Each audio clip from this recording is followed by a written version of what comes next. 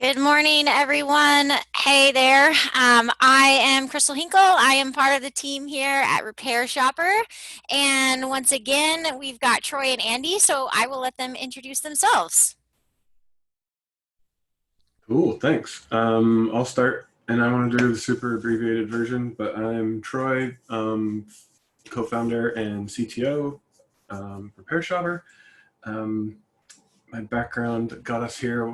The super short version was my wife and I had a computer repair business, and she decided it was time for me to learn how to program so that we could expand our expertise out of just doing service businesses. And so we started building internal tools for our own shop and started doing managed services kind of at the same time. And eventually, enough people signed up to use Repair Shopper that it became a real business. We brought on a friend to be business partner and CEO, Robert.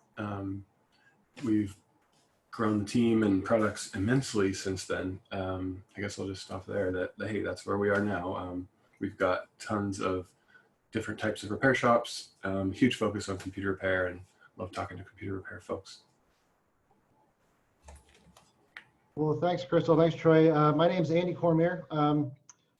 A little bit of a less abbreviated version, just so everybody knows where I'm coming from. I've been in the MSP space for about 5 years now. Didn't actually start off as an MSP. In fact, if you asked me 5 years ago, I had no idea what that even meant. My business has been consulting for probably the past decade now.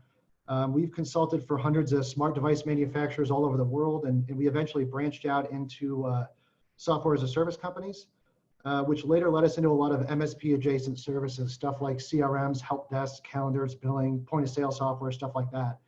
And that kind of led us into the space that we're talking about today. We had a really big desire to penetrate into the MSP software space on a consulting basis. We thought there was a lot of money there, and in order to do that, we needed to better understand MSP's customers, their wants, their needs, their pain points.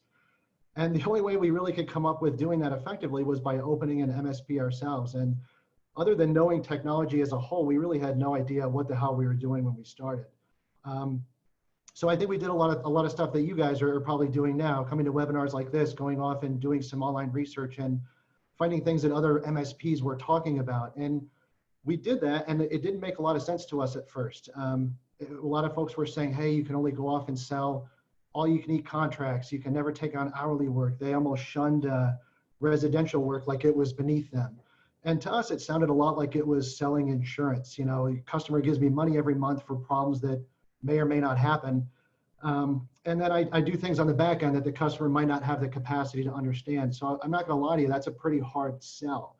But the notion that some of this stuff has to be all of what you do, that it's going to make up all your revenue or even the majority of your revenue, it's not true at all. And it wasn't true for us when we started. So we instead threw out everything that we learned, and instead of building an MSP and going off and finding customers that fit that predefined model, we went off and found customers and modeled our MSP around them. And none of that was really rooted in those concepts I was just talking about. So we targeted everybody. There was nobody off limits to us.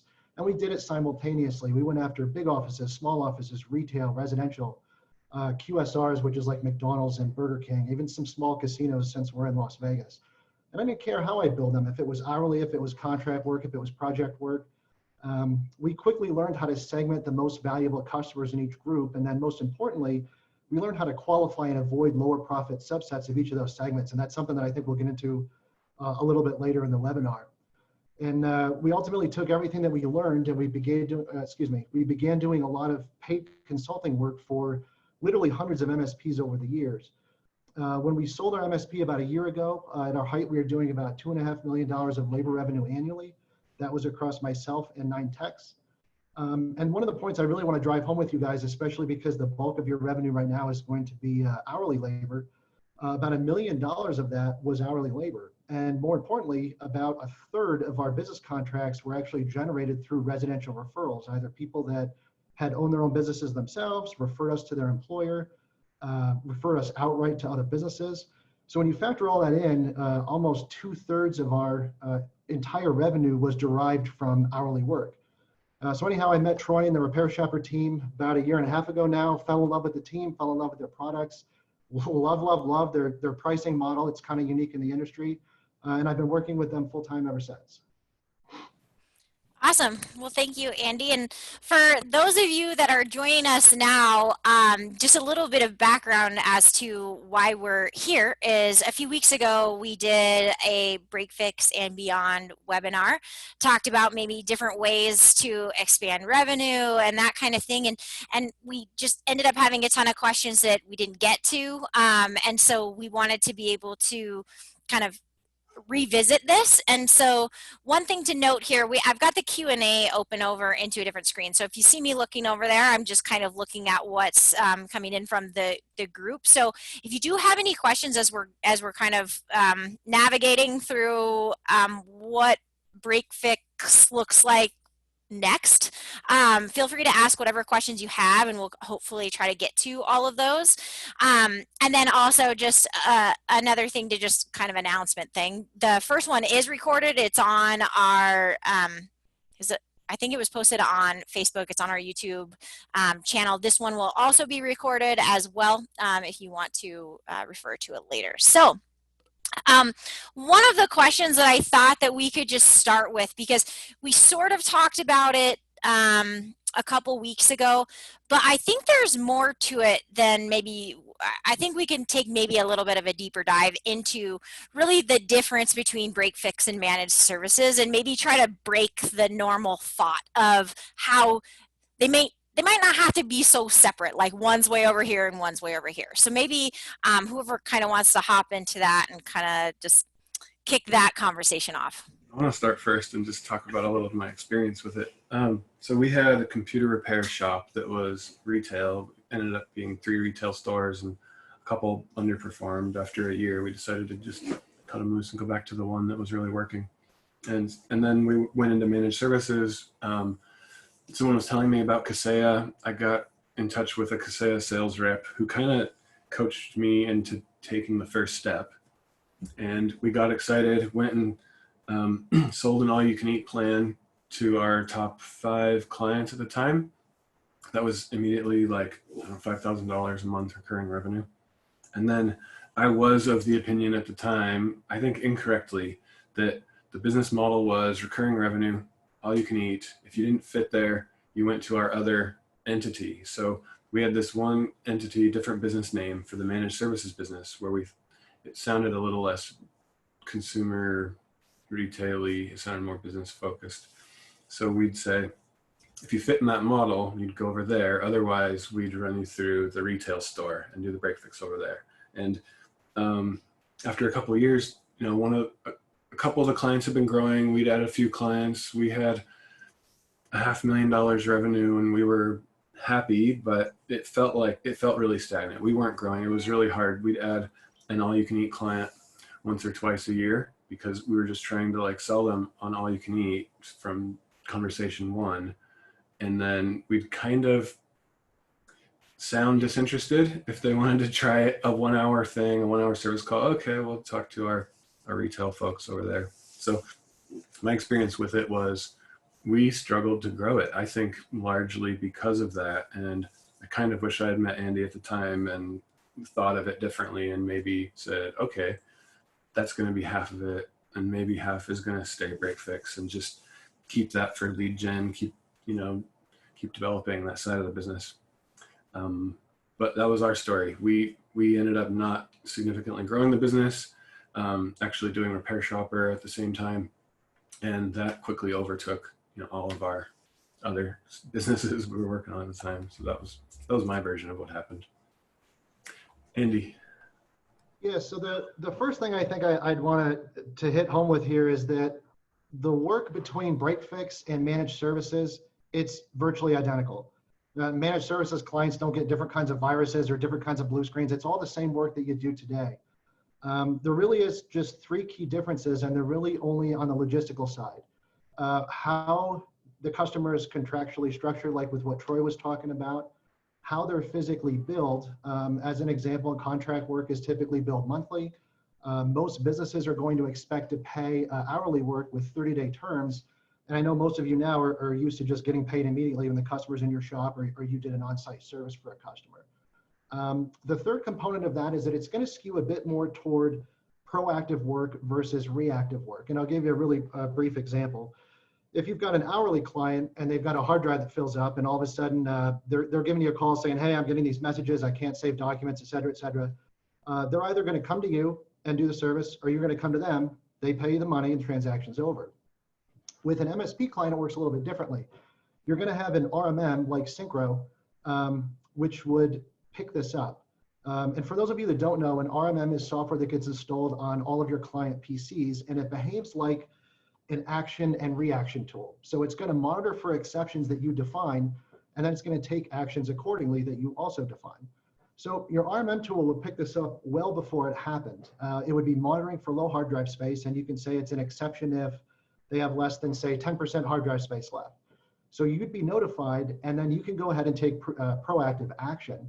So I guess the most important thing to note here is that proactive action can be automated. And I talked about the action, which is alerting me to the problem, which it will do. The reaction is the most important part, and that comes really in one of two forms. I can have the reaction open up a ticket, so I can just start triaging and working the problem. Or I can have the exception automatically run a script that cleans out temporary files like the recycle bin. You can run these checks as often as you like, and you can schedule them like at night. So I could actually wake up and the problem that it detected overnight could already be resolved. I don't have to do anything. So that's automation. And this is one of the true keys to growing every single MSP. The bottom line is that, well, the work isn't different. You can't actually automate residential work. You have to go on site or they're coming to you and the work is the work. But the bottom line is the more you can automate, the more customers you can realistically take on simultaneously.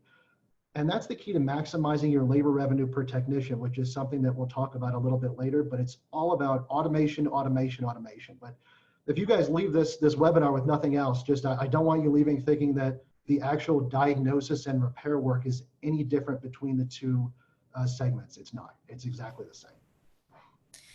Yeah, and I think that I'll take just like a couple seconds to hop in here too, because for those of you, I mean, we've mentioned Syncro, and so for those of you that maybe haven't dived in and looked at Syncro yet, just a quick like high level overview is everything that you know and love and in RepairShopper is built right into Syncro. Syncro was built specifically for managed service providers, and it has a fully embedded RMM. And so when we're talking about all of these things like reoccurring billing and your tech's tracking your time or you're tracking your time, all of that same functionality that you know now is built right into Syncro. There's just additional things like Andy just mentioned, all of those automations that you can be essentially monitoring for things overnight, tracking time while you sleep, that kind of thing. That is built into Syncro. And Syncro, again, I just like to, some people don't know, I mean, that it was built by the same folks that built RepairShopper. So you'll find it very familiar and easy to use, and it makes the transition super, super seamless. So thought I'd take the opportunity to kind of just throw that part out there. Yeah, thanks. Go ahead. I just said, yeah, thanks. Yeah, of course. And I think that, as we talk about the differences between break fix and managed services, and really there's not a ton different other than sometimes maybe the way that you bill your customers. And so maybe we could take some time to just talk about different billing models and what your experiences have shown. Like Troy kind of touched a little bit about this of like when all you can eat right off the bat, and I'm not saying that that's the wrong way to do it, but I think there's a lot of other ways to do it. And so maybe we can kind of talk through that a little bit. Sure. So there's really three billing models that you're going to encounter when you start to expand into managed services. I won't bother with hourly because obviously you guys are doing that now, you understand it. The most common one, and the one that I want to focus on for you guys specifically, because it's going to most closely resemble how you guys bill today, and that's called block hour contracts. So say you guys charge an hourly rate of like $100. You might go to a customer and say, hey, look, I'll sell you a block of 10 hours a month at $750. So that equates to like a 25% discount. every month, any work that you guys do for this customer is going to decrement off of that block of 10 hours. Any unused hours at the end of the month will expire, and then the first of the month, basically they get a fresh block of 10 hours to work with again. On top of that, you're going to have, it's called different things. I call it an overflow rate, which is basically a discounted hourly rate when they go over that. So say they have like 12 hours in a given month. So they're going to pay the $750, and then maybe they pay like $50 an hour, $75 an hour, something like that for the 2 hours they went over on. So you kind of protect yourself if something catastrophic happens and you wind up blowing a bunch of hours. This is far and away the easiest contract type to attempt to move hourly clients onto, because they already know what they're paying you on average every month. So it's not a large leap for them to say, oh, wow, I can get a block of hours at a discount and I'm going to guarantee you that work. A lot of times it's quite advantageous for people to move over onto that plan. The other one that we've been alluding to that you'll hear referred to as ACE is an acronym for all you can eat. And this is essentially where the customer pays one fixed rate and virtually everything is going to be covered regardless of how many issues occur in any given month. Be very, very wary of these contracts initially. They can be extremely profitable, but if you misqualify a customer early on, it will significantly impact your growth and forward mobility. So if you based an ACE contract price on the assumption that you might be doing like 10 hours of work for a client and you made a big mistake and they're now consuming 25 to 30 hours a week instead, you're contractually obligated to work that time, which really sucks. And more importantly, that's going to reduce your labor revenue per technician hour drastically. So again, unless you guys have some serious customer qualification chops like out of the gate, I try to just avoid these types of contracts initially because I think you'll find far more success with the block hour variant initially. I challenge one little piece of that and say new relationships, hard to dive into all you can eat, easy to screw up the time estimate. But if you're break fix and you've got long relationships with some businesses that you do a bunch of hours every month for, you might be able to very easily, pick your top 5 business clients or 10 or whatever, and you might know exactly how to estimate that. And that might be an easy way to just dive into some recurring revenue. So also don't discount it. Just keep that in mind. If you've got an old relationship with a business that trusts you, like you probably do, that might be an easy place to start too. Absolutely. While we're talking about block hours, Andy mentioned block hours. Question here, with prepaid hours, is it possible to generate an ad hoc invoice to sell them as a retainer rather than add these on reoccurring invoices? Or even better, integrate with WooCommerce and sell the block hours online? So from my understanding, you can sell block hours, prepaid hours on like a one-off invoice. And then you can kind of just keep track of where they are at because we have reports and you can get notified if they hit 0. So I think like you could totally do that. Do you guys see any benefits of doing it that way, or? So is the question, are they saying to bill something outside of the block hour contract, or they just want to track it manually? To sell them the hours, to generate the invoice that initially loads the hours onto their account. Do you have to do that in a recurring invoice, or can you do it? Oh, yeah, you could do it manually too if you wanted. Yeah, there's when you set it up, there's a special item category for block hours, so you could just bill them manually if you wanted to against that. Like I think I understand. So you're just saying you want to have them keep like an hourly rate perpetually that doesn't expire every month, doesn't refresh. They just use it. And you're selling it as a discount. You can do that. You would just give it to them individually. There's a notification that will fire as they approach 0 and when they hit 0. So you know that you can automatically just go ahead and send them another invoice for hours. That is built in natively. And I'm rusty on this, but the question also said, better yet, can we sell it through WooCommerce? My understanding is all the different methods that a line item gets added to an invoice, mobile app, API, whatever. If it's the right product, it all triggers and works. Yep, that's my understanding as well. Mm-hmm. Awesome. Okay. The other question that I see here, and by the way, any questions that you have, please feel free to pop those into the Q&A. We're happy to tackle those. But Andrew's saying, I've been using RepairShopper and Kabuto for the last several years. What are some of the comparisons of Syncro and Kabuto? So I can either take this, or Troy, you can go for it too. I say, Andy, are you familiar with Kabuto?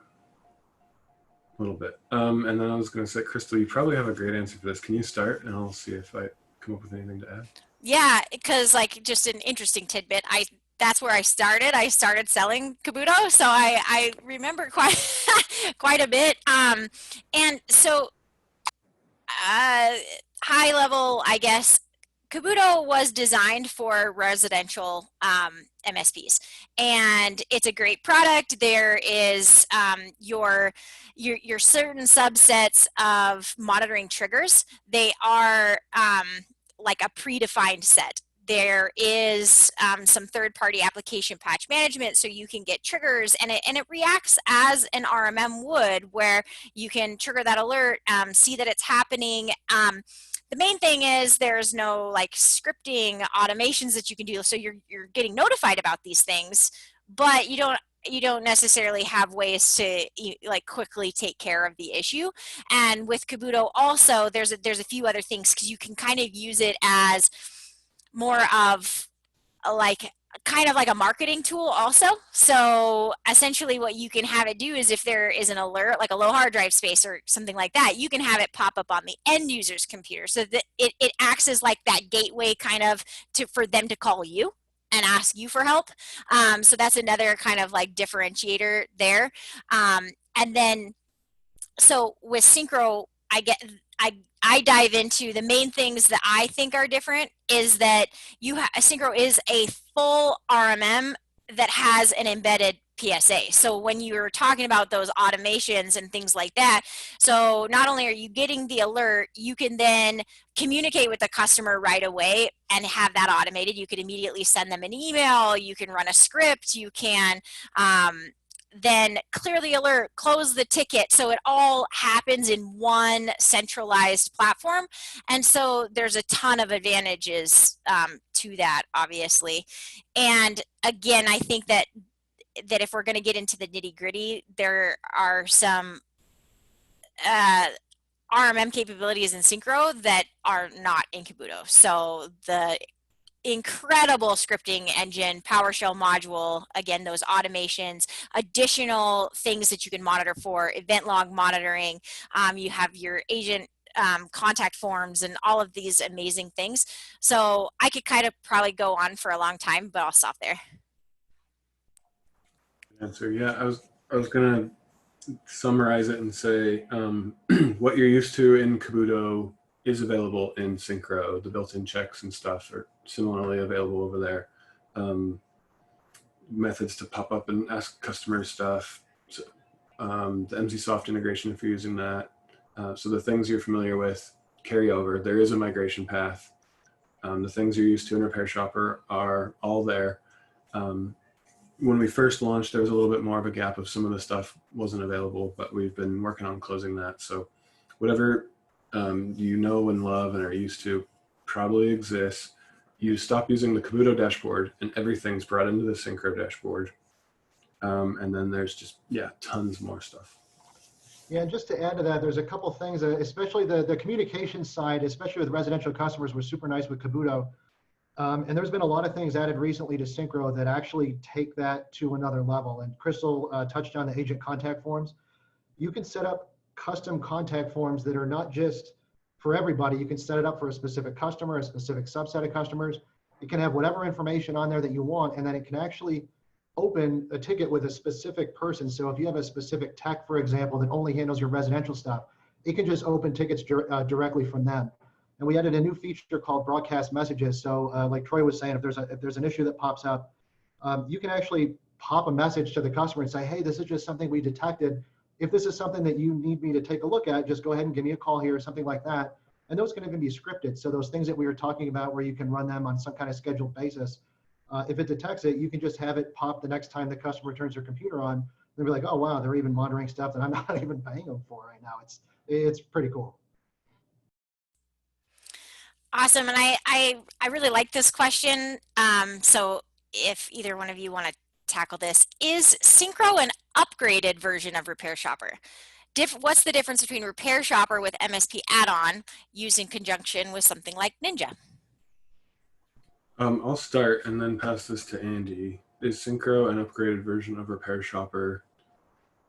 Yes, it's Repair Shopper plus the policies, the RMM, and more MSP focused stuff going in. And then to the comparison with using Repair Shopper plus MSP add-on, the MSP add-on is some functionality that Syncro had that we realized, hey, some of the Repair Shopper folks would also like this stuff. And some of those tools had costs associated with operating them. So there needed to be, Syncro costs a little bit more. It's per user instead of once for the shop. There's a lot more infrastructure involved in operating Syncro. So the MSP add-on was created to try to bring some of that over to Repair Shopper. And then Andy's more of the RMM expert. I've personally used Kaseya and Syncro, but Andy's used all of them. So I think I'm curious his take on how to compare Repair Shopper MSP add-on plus another. So yeah, what Troy said is very accurate. Basically, all of Repair Shopper is where Syncro starts, and then I wouldn't necessarily say that Syncro is an upgrade to Repair Shopper. I'd say that Syncro is an upgrade to Ninja. It's an upgrade to most RMMs, and the key to that is that you have your two core elements of your business, your monitoring, your management on one side, and your billing and invoicing and everything and marketing really on the other side.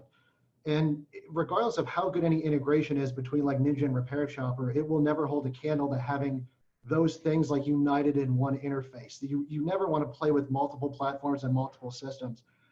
And the other major difference is how this is going to be priced. Virtually every other, with the exception of one or two, every other RMM platform out there, which is the Ninja portion of it and the Syncro portion of it, is going to be billed per device.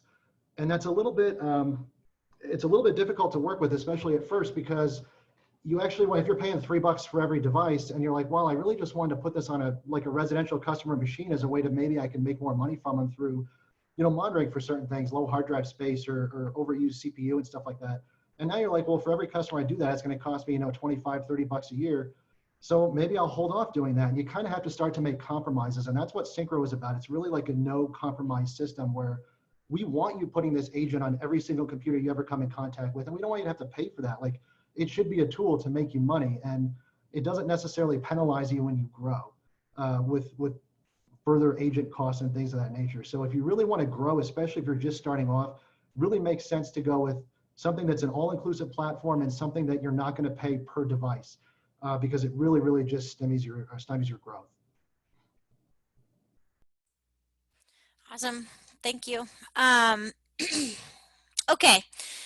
There's a couple other questions just in regards to Syncro.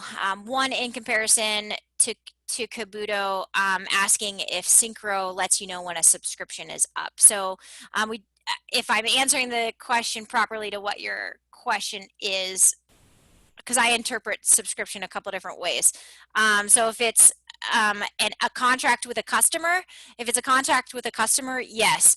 If you have an expiration date on that contract, you can attach that contract to the reoccurring invoice, and Syncro will actually create a ticket for you a month before that contract expires, so that you can get in touch with your customer and reactivate that contract. So yes, to answer your question. The other question is, how long has Syncro been in business? So do you want to take it, Troy, or do you want me to grab it? I'll do my version. Syncro is run by the same team as Repair Shopper and the Repair Tech team, Kabuto. So the team has been building software together for like 10 years.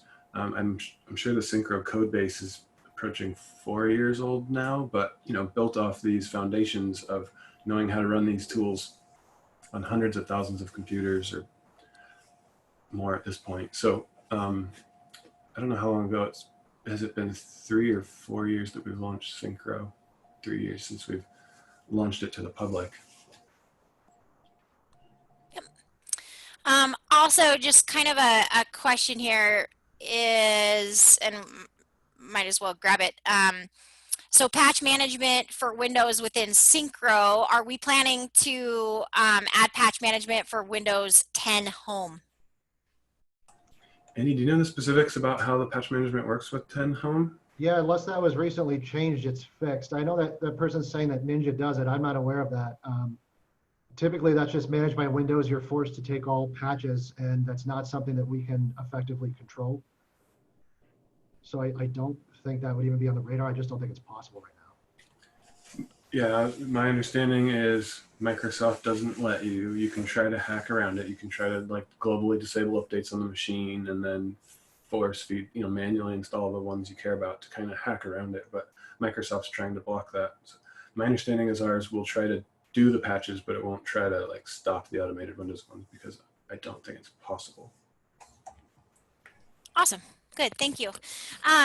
Okay, so let's get back into kind of some questions here. I was thinking about talking about when you're going out to possibly, sell a managed service package to a customer or transition to block hours or something like that. What are the common things that you hear that you'd want to let people know to be prepared for, and to just be ready for maybe those sales objections, if you will? Andy, you do this one. So this is another thing that is a little bit of I'm going to differ quite a bit from what other people would probably answer here. I think when you guys start to reach a lot of sales objections, especially initially, it's primarily going to be because you came in too early, you came in blind. That's typically what generates so many sales objections. The customer called you for a reason, whether it be that you marketed to them or you're doing some kind of project work for them. Take that work initially as project work. Take that opportunity to learn everything you can about these folks' business, their holes, their weak spots, areas that you could improve their day-to-day flow through technology that you understand and deploy. And it doesn't have to be related to anything that you're doing with project work. Just pay attention to that. So when that project work comes to a close, you can actually sit down with the customer and say, hey, listen, we just did $2,000 of project work for you. However, we saw all of these other areas that we think we could vastly improve your day-to-day business. So if you want to give us the $2,000, yeah, we're happy to take that, of course. But if you wanted to go on an annual contract, we could do this type of work for you on a consistent basis for, say, like $500 a month. And the lure, the catch, and this is a great sales tool, is tell them that you'll include all of that project work in their first payment of $500. You're not going to charge them for it. And I know that sounds kind of crazy at first, but there's a very important concept to understand, and that's hourly dollars are quite a bit less valuable than contract dollars. And how is that possible? Well, if the customer pays your $2,000 fee, maybe you get more project work from them, maybe you don't. But at $500 a month for a year, that same $2,000 value in project work just increased to a $6,000 guarantee. So the most important thing to understand is that contract revenue can theoretically live forever. So even if that contract lasted me 3 years, I would have generated $18,000 versus that same $2,000 of project work.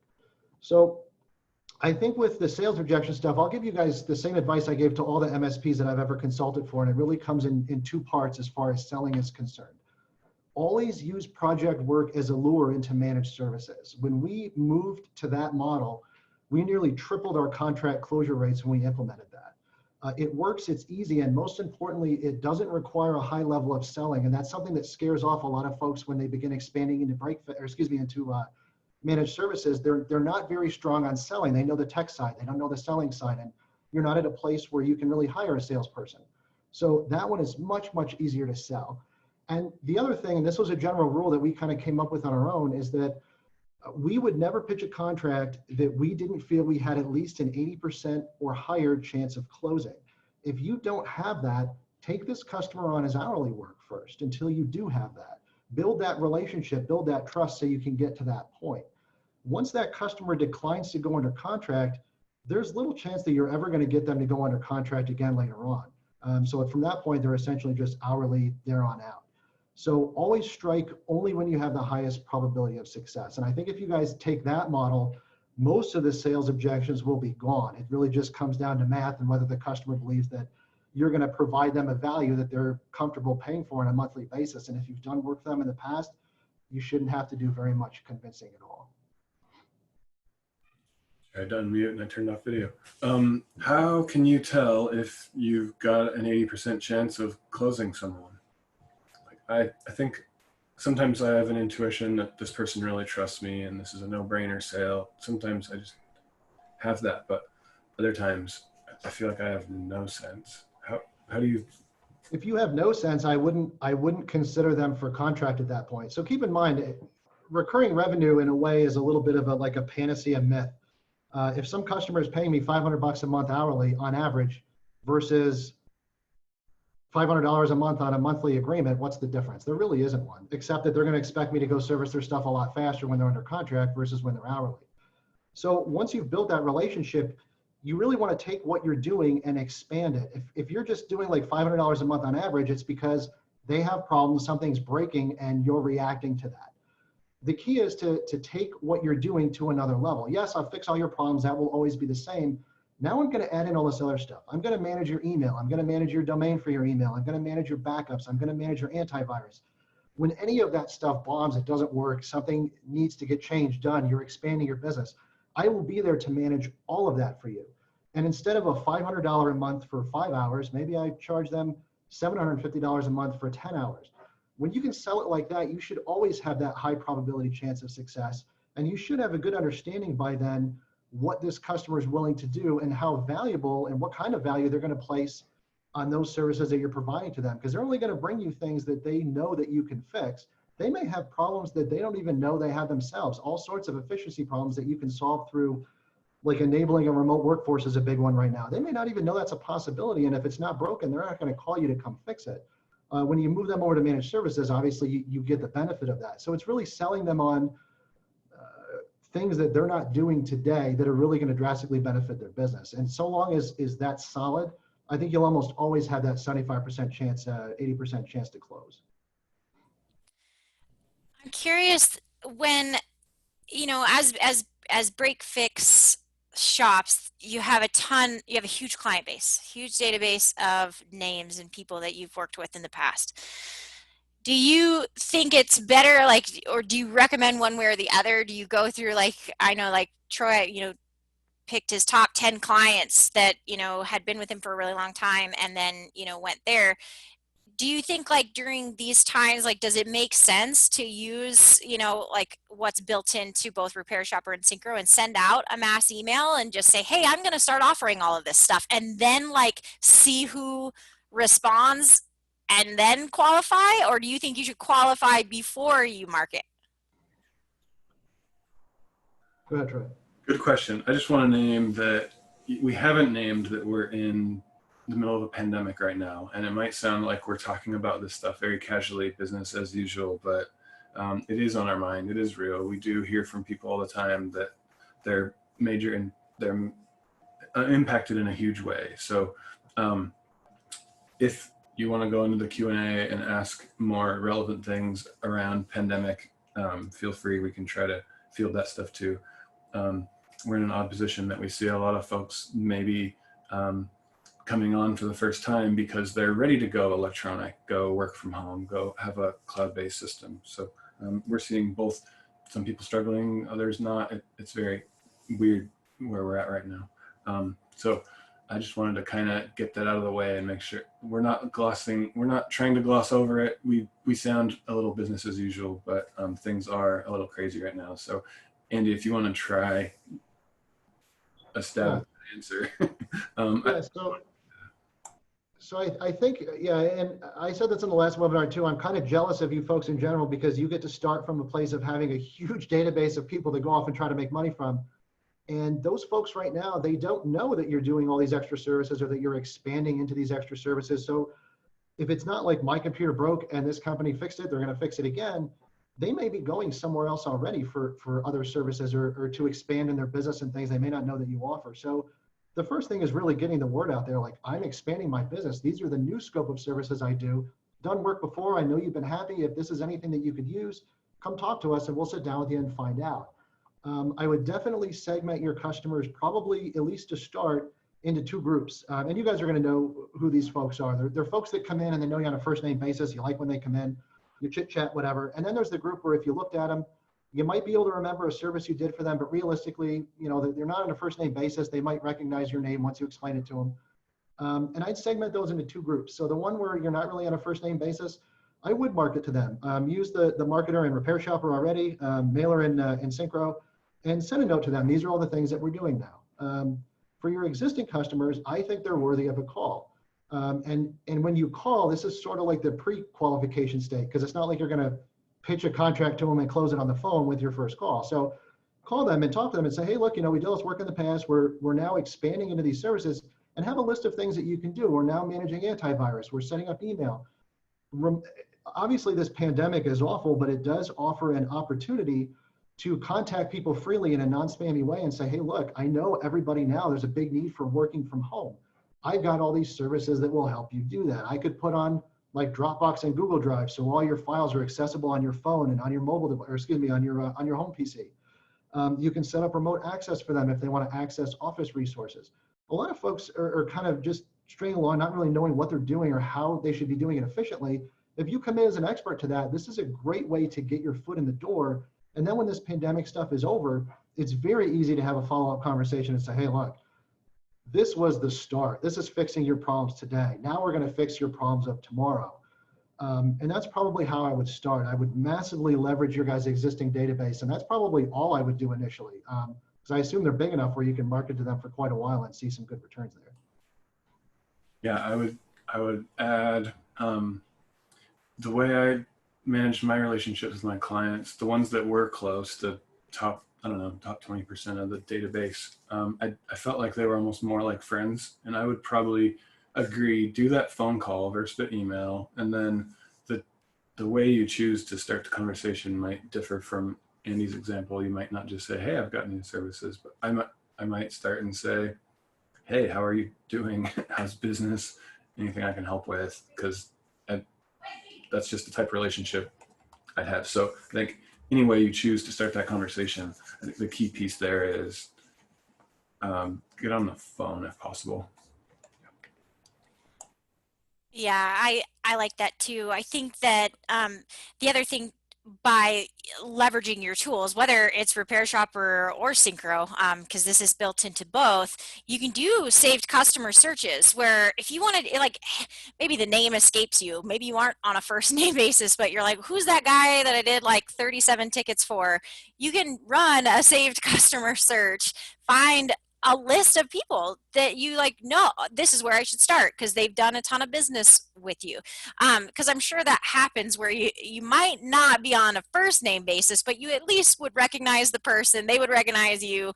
And so you can, again, leveraging those tools to drill down to those people. So again, that's both saved customer searches in RepairShopper and Syncro. And hopefully after 37 tickets, you are on a first name basis. I hope so, yes. And one quick thing with that too is if you're really good at marketing, and I know some of you guys are, like I've seen some actually really cool marketing coming out of repair shops, you may even want to segment that even further. For instance, if you're going to be sending out what is effectively like a cold email, we'll say it's warm because you know the customer a little bit, but to the subset that you don't really know, and you know that like one guy's done, like 1 or 2 services over the past couple of years, but you've got another group, maybe they've done like 50 services over the past couple of years. You may want to send a little bit more in-depth email, letting these folks know this is what we're doing, and then maybe a more broad email to the other group.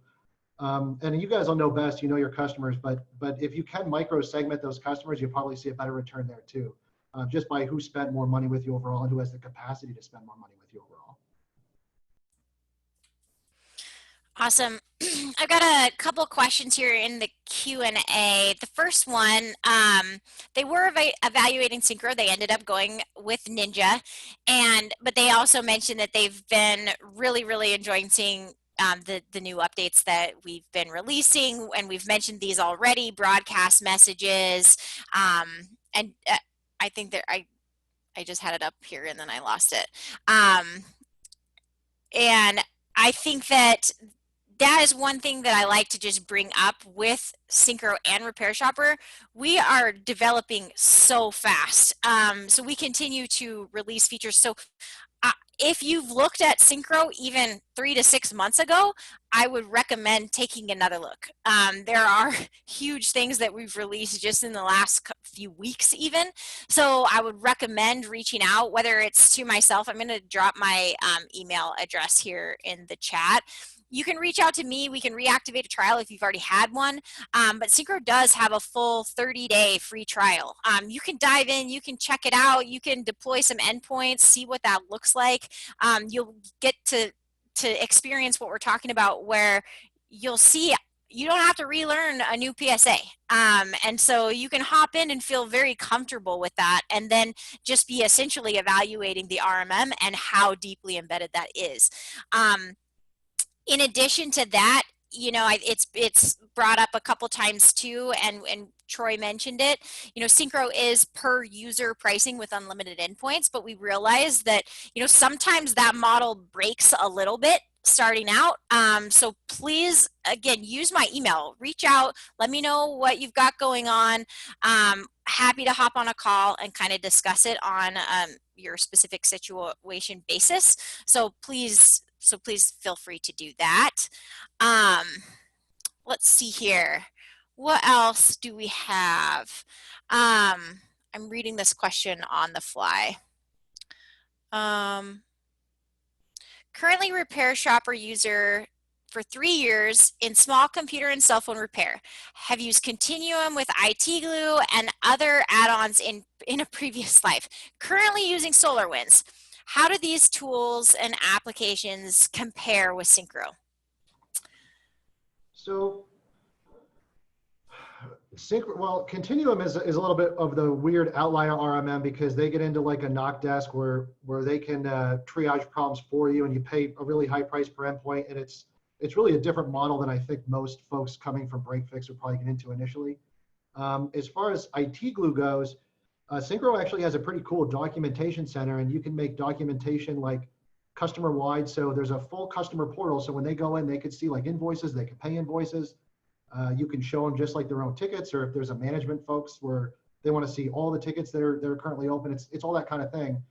And documentation is something you can put in there on a per customer basis or globally.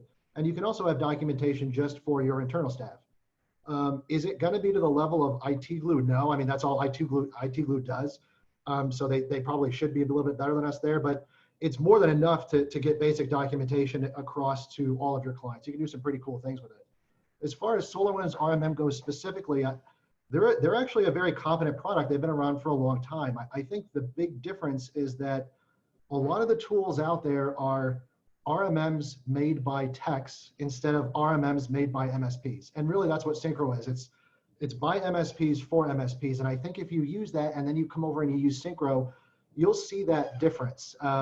So everything over on that side is very technical. The reports are very technical. And we tend to focus more on things that are going to make you money directly. The stuff that we're talking about, like the direct communication with the customer, having marketing built into our platform, having the PSA directly built in our platform. And then there's some really, really wild stuff that you can do that I can just kind of briefly explain to you. Like if you have an hourly client and you have something happen overnight, like we were talking about before, you can actually have that. This is so cool. You can have the script open a ticket.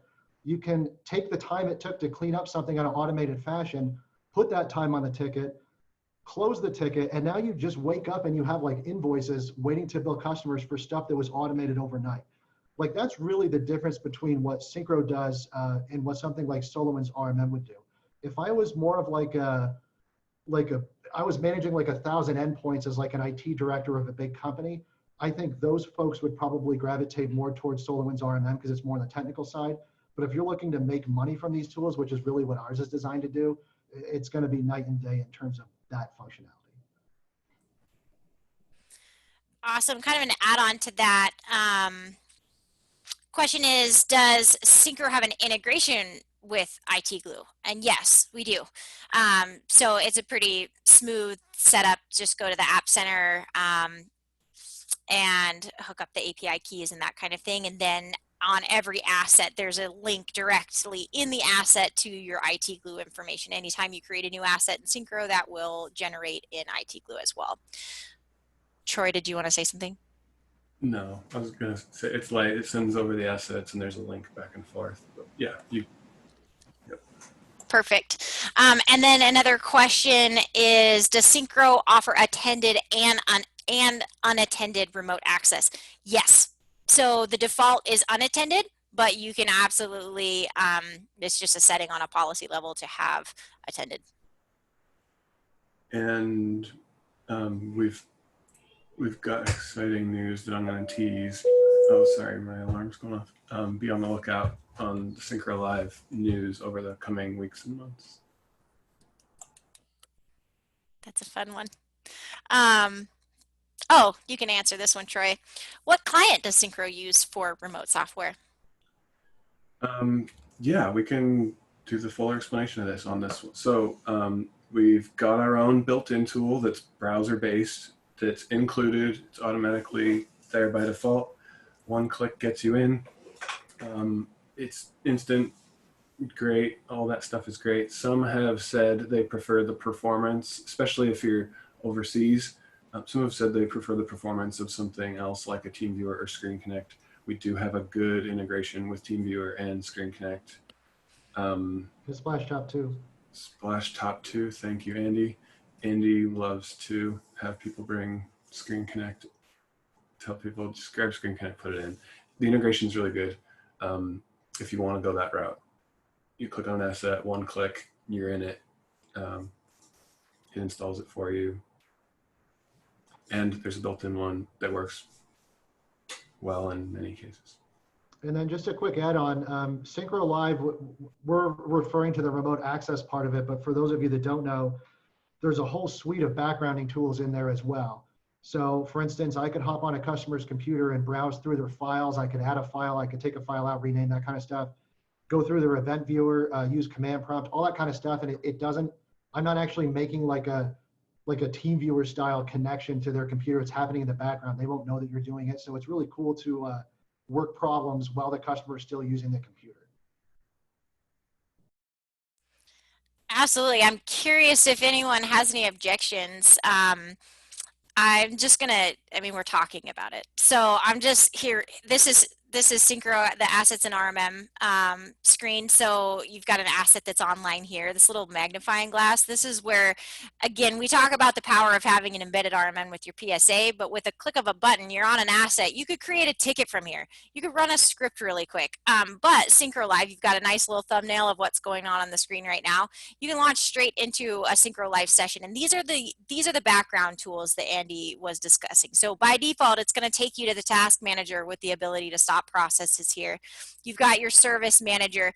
These are searchable. You can start, stop, and restart the services. You've got an event viewer. Now this one is awesome. So you can you can search specific IDs, descriptions, all of that good stuff. You can also even just filter anything that you want to look into further. You can just grab that, even copy it onto a clipboard really quick. You've got your system information, you have a file system. So this we've added a ton to just recently as well. So you do have the ability to copy, cut, zip, all of these really awesome things. And then you've got your remote desktop connection. So one of the things that I think is worth mentioning here is this is that agent contact form, and I'm going to throw a couple things because we talked about a lot but didn't show a ton. So just wanting to just give you a visual, this is what an agent contact form is. So here's your little system tray icon that of course is customizable.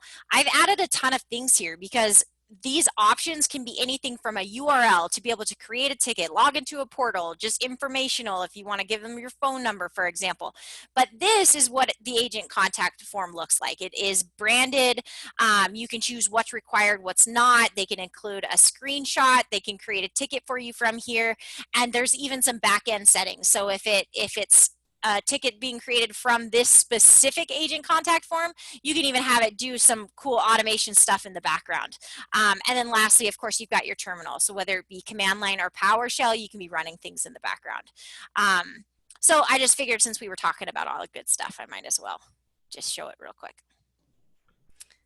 If I might, I kind of want to ask you guys a question. For any folks who are strictly break fix right now, you've got your repair shop and you've maybe thought about getting into managed services in the past, what's the number one objection for you guys? Like what is preventing you from taking the plunge and expanding your business to cover more scenarios.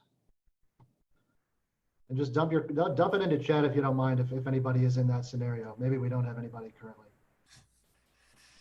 No, that's a really good question. I'd be interested to know too.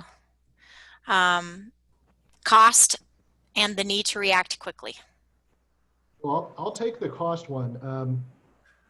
Realistically, other than paying $100 for a technician to do these things, that should be roughly 1 hour of labor a month to cover that per technician. So realistically, a tool like this is either going to get you more than that or it's not. So I never feel that the cost of the RMM specifically should ever be like a break point where you're like, well, it's going to be too much money. The amount of things that you can do to generate revenue automatically just by detecting certain things, monitoring for people that have like small user profiles, for example, and saying, hey, we can back your stuff up to the cloud profitably, just increases exponentially when you're using a tool like that. So I wouldn't let cost be too much of a barrier. Sorry, now there is a couple things coming in here. Dominic, can you just expand on the need to react quickly? And someone said chat is disabled. My clients are 95% senior citizen residential. Can you expand? Are you saying you need to chat to the remote machines, or you're saying like Zoom chat is disabled? Use the Q&A. Yes. If you're saying that, yes, please use the Q&A. Dominic, you're saying Zoom chat is disabled. Yes, use the Q&A. Thank you. Sorry. So Dominic's asking about hitting SLA requirements in one-man shop while completing the day-to-day. So we have a lot of cool SLA tools in there designed specifically to help you manage that. I don't know if you've actually, well, actually that should be in 100% of the SLA stuff is in RepairShopper too, right, Troy? Contracts? Yeah. So, I mean, you should be able to do that now, but I guess you're going to hit a point where you start billing out 40 hours a week, theoretically, and that's when you have to start thinking about hiring another tech. So there is going to be an investment because initially you won't be able to bill out those 40 hours for the tech. But I will say that hiring a new tech, one of the reasons that I always really try to focus people on staying with break fix and kind of blending into managed services is that you can take on a whole slew of hourly clients, and that's great for a new tech, because especially if you're trialing a tech, because you can fit them in between the managed services clients that need fixes now. So if you've got a 2-hour time span, it's perfect to throw a residential hourly client into and really maximize that revenue per tech. Two of these things I want to mention. Andy, I thought I remembered you saying a lot of your base was senior citizens. How did you think of that and how it worked with or didn't work with your MSP? Yeah, so when I first started off, I was super excited, and I did an $800 EDDM campaign, which is every door direct mail through USPS. Put a flyer out to everybody. I was super jazzed. I ramped up a brand new tech. I was like, I'm going to get all this business. And I got my first phone call 4 days later, and it was a dude telling me to take him off the list, and that was all I got from that. And so that taught me right away that I targeted the wrong folks. I targeted a neighborhood that was well-to-do, but it was like younger money theoretically. So it was all, 20 to 40, and a lot of those folks already knew how to fix their own problems, so they're not going to pay me to go out and do it. So we actually went after high income, and this is all demographics that you can find if you do like EDDM. But high income seniors in Las Vegas, especially, there's a ton of 55 plus communities that are very well to do. And so we targeted basic stuff. It wasn't like we're going to come and fix your computer. It was like, hey, we can set up FaceTime so you can chat with your grandchildren. Things that this really did affect these people's lives. Like even setting up like Alexa, having them press a button and they can talk to their grandkids, that was worth an infinite amount of money to some of these folks. And it just became to the point when we kept finding more ways to work into that demographic. Like we would go and we would do free classes. They had like this community center, and we would put on free classes. And a lot of these folks came from the business world. They have investments in business, or they were in business. currently still. And so we were able to transition a lot of that work over to managed services for their businesses. So that's one of the best demographics. If you guys are anywhere close to any senior living communities that are in that particular demographic, just marketing them, letting them know you're there. These folks, they would go, they live on a golf course. They would go tell all their golf friends, like, this is my IT person. Like, out of all the relationships I've ever had, the best ones were always with this group because they love you and they're fun to work with and they have the income. So there's never a problem if something goes bad. Half the time I was like, yeah, I'll fix it. It'll take me an hour. And they're like, well, why don't you just go buy me a new $1,500 computer and set it up for me and do everything you want to do? And it always was my favorite customer because they were so easy to work with. So I can't say enough good things about how that's a great area to expand into.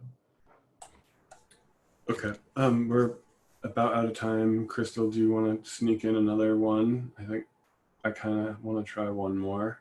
A few questions came in the Q&A that were people explaining why maybe they're not moving to MSP or adding an RMM. And I think I'm reading between the lines and hearing something to the effect of, I am too busy. I'm doing everything in my business. I'm responding to every request. I'm running my break fix. I don't have the time to learn a new tool, to learn a new process, to implement a new business model. Andy, what would you say that I'm like too busy being an entrepreneur, which everyone knows is beyond full time? How do you pick up a new business model and start doing this? Well, I think the key is not necessarily picking it up, it's expanding into. So take it as quickly or as slow as you can. I mean, like I said, I sent out 800 mailers or something like that, and I got one response. I didn't target well. So I guess you can also A/B test some folks. So like if you've got, say you've got 1,000 people in your database, try different stuff. Put out 50 to the same group. Change it up, put out 50 to another. I mean, obviously you're right. You can't take on so much work where now you're giving away bad service because you can't service everybody quickly enough.